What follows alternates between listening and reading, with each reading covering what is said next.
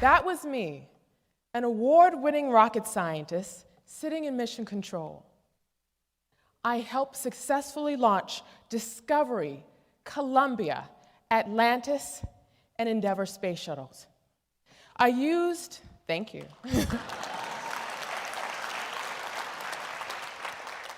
I used mathematics and science to calculate the probability of catastrophic explosion within the space shuttle's flight. In all, I helped launch with a great team of people, 28 space shuttle missions into outer space.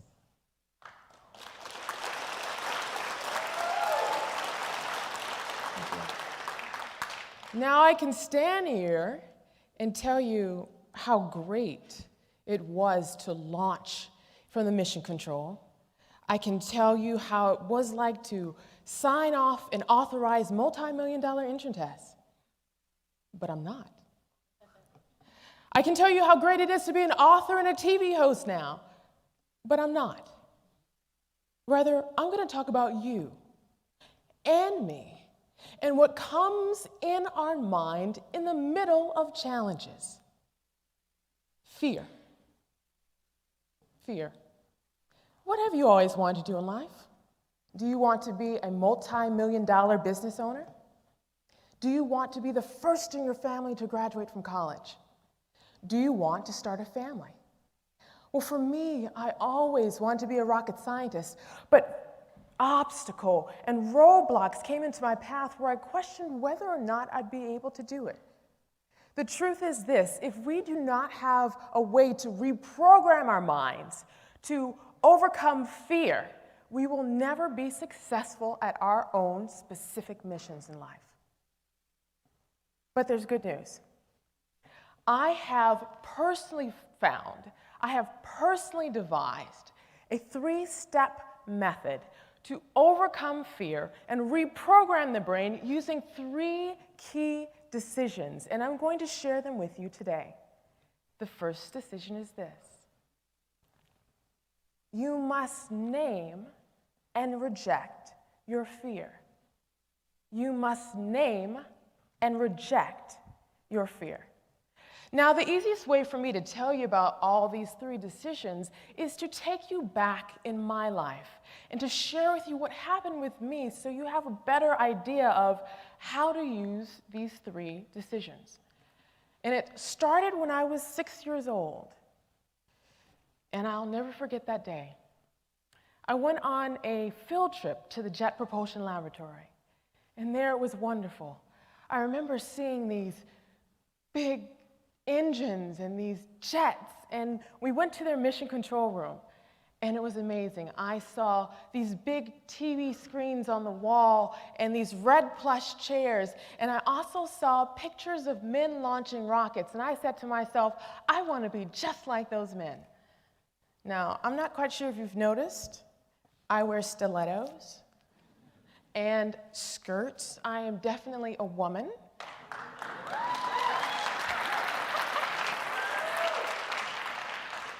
And that didn't stop me. I wanted to be just like these men. But obstacles came into my path. Now here I am, 10 years old, in the middle of a 5th grade class, and right next to me is a boy who's also 10, and he has been recruited into a gang.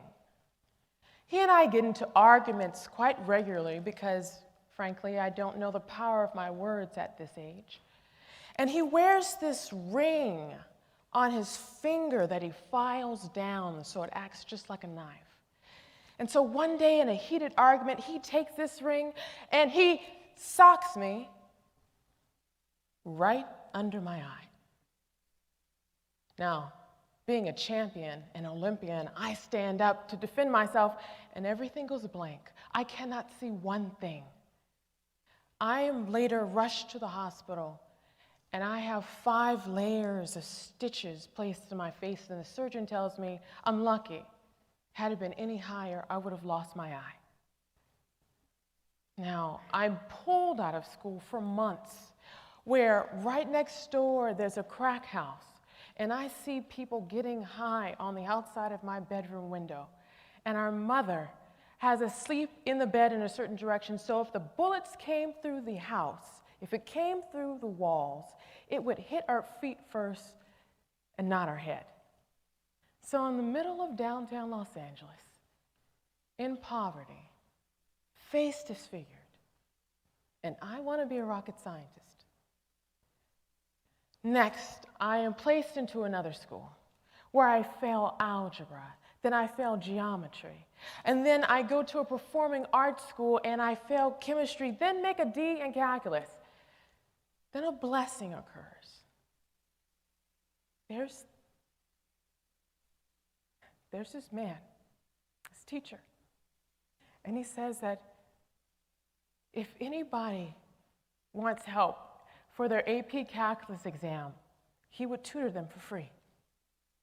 So I jump at this opportunity and I catch the bus 2 hours each way just to sit with this man for 1 hour.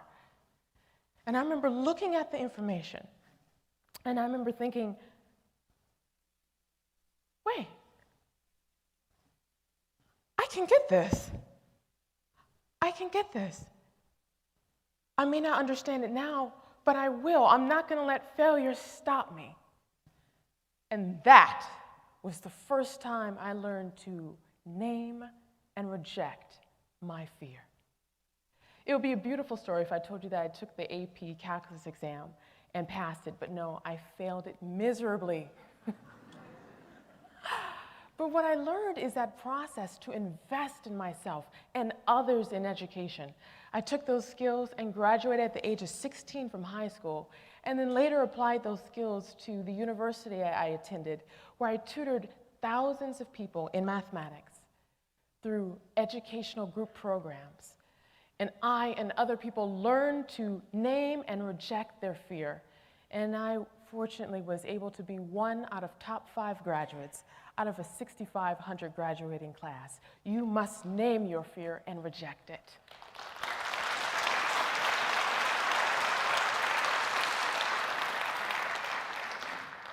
The second decision is this.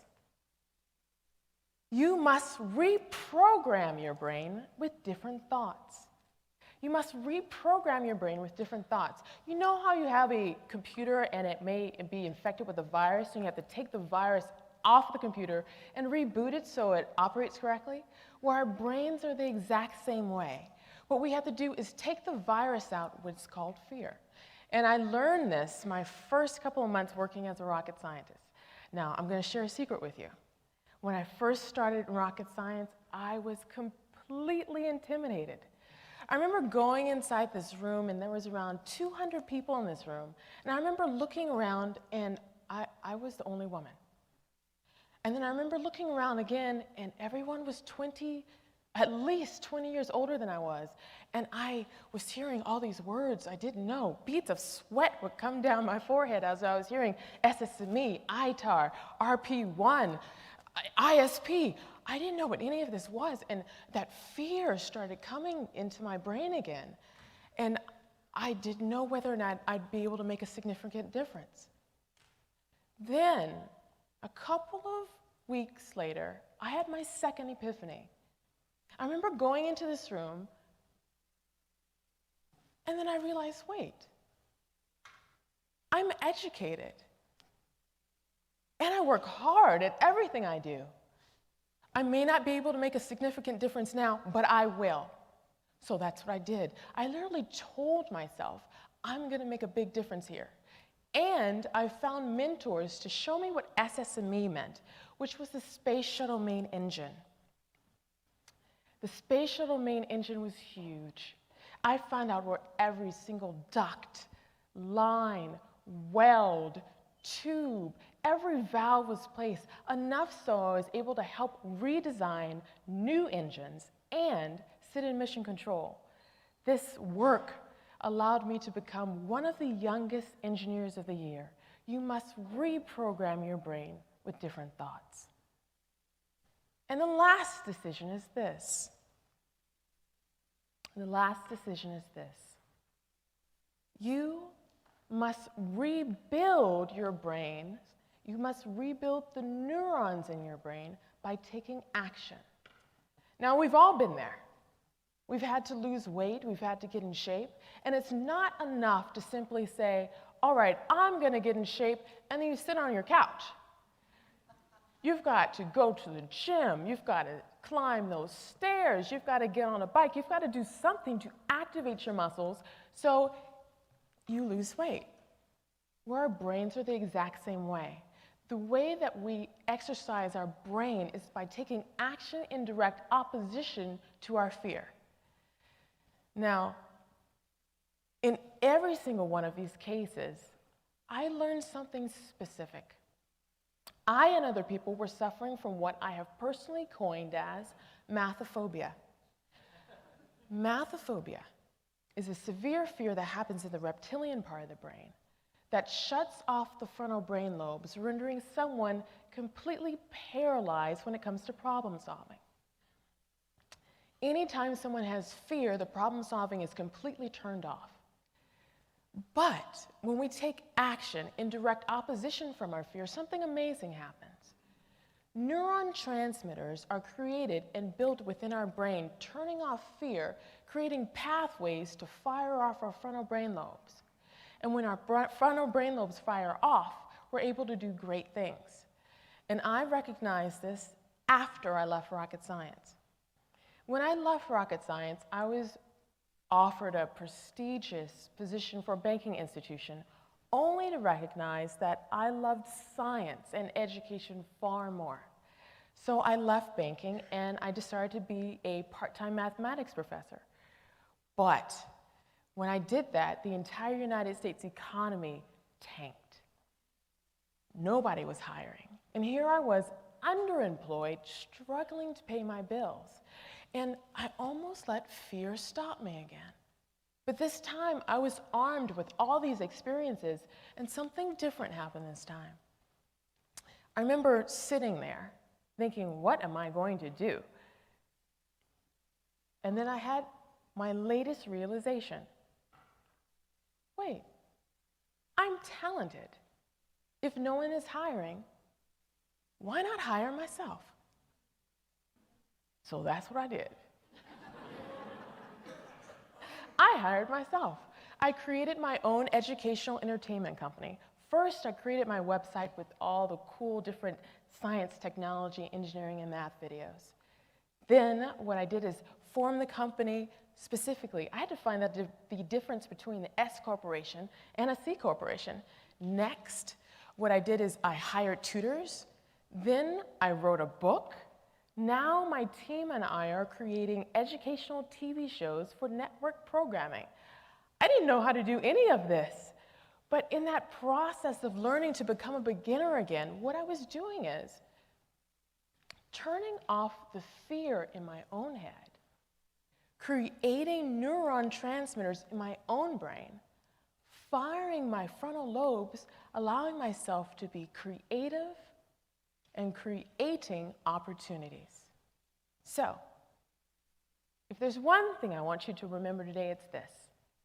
You can reprogram your brain to override fear if you name and reject your fear. Reprogram your brain with different thoughts and take action in direct opposition to your fear. If you do all these three things, guess what? You can do anything you set your mind to, even become a rocket scientist.